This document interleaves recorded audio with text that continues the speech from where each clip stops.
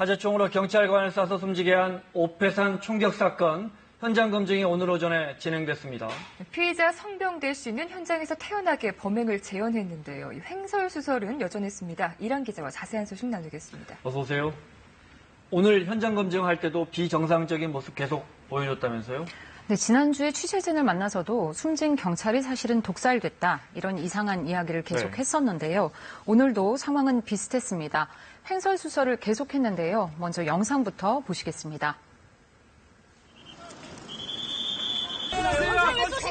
사전에 페이스북에 예고를 드렸는데 그분이 어떤 분인지 사실 저는 정확히 모릅니다.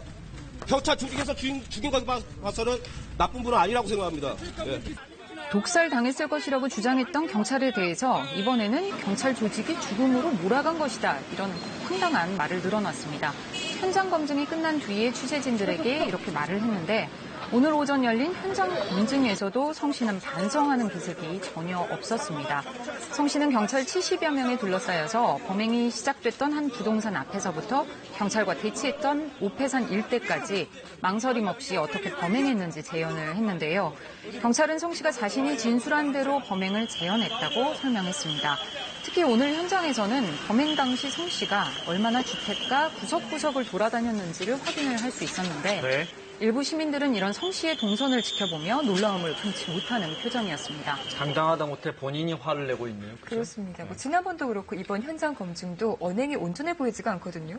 정신질환 여부 먼저 검증을 해봐야 될 것 같고 앞으로 경찰 수사 계획이 어떻습니까? 네, 경찰도 현재 이 부분에 초점을 맞춰서 수사를 계속하고 있습니다. 어제는 성 씨의 정신 감정을 진행을 했는데요. 그 결과가 아마 내일 오전쯤 나올 것으로 보입니다.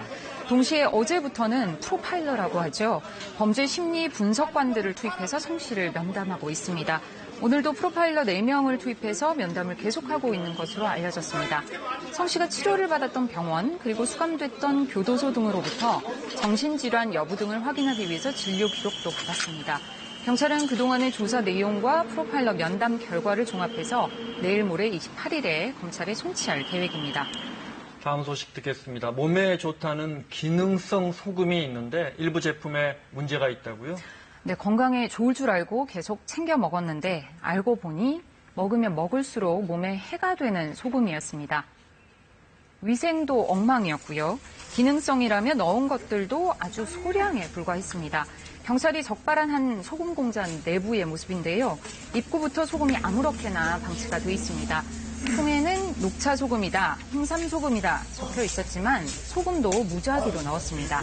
대충 넣고 이름만 그럴싸하게 붙인 것이죠. 55살 김모 씨 등은 소금에 홍삼이나 녹차가루, 쑥가루 등을 넣고 질병 예방에 효과가 있다고 속였습니다. 하지만 쑥의 경우는 먹을 수 없는 벌레 퇴치용 쑥 등을 원료로 사용한 것으로 경찰 조사에서 확인됐습니다. 홍삼과 녹차가루는 전문적인 제조법을 거치지 않고 어림잡아 대충 소금이랑 섞었습니다.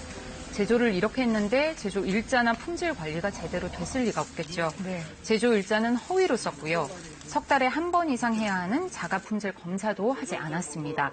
이렇게 만들어진 무늬만 기능성 소금 2만 8천여 개는 인터넷이나 의료기기 업체 등을 통해서 시중에서 5만 원에서 최고 8만 원에 판매가 됐는데 모두 16억 원어치가 넘게 팔렸습니다. 원가는 얼마였을까요? 시중가의 100분의 1, 500원이었습니다. 네. 자, 이번에도 역시 식품을 비위생적으로 가공, 판매한 사건인데 심지어 이 재료인 해삼을 훔치기까지 했어요. 네, 사실상 도둑질을 한 거나 마찬가지인데요. 이 판매가 됐던 해삼들이 지자체에서 해마다 수십억 원씩을 들여서 바다에 방류를 했던 해삼이었습니다. 동해안 연안 해역을 수중 촬영한 모습인데요.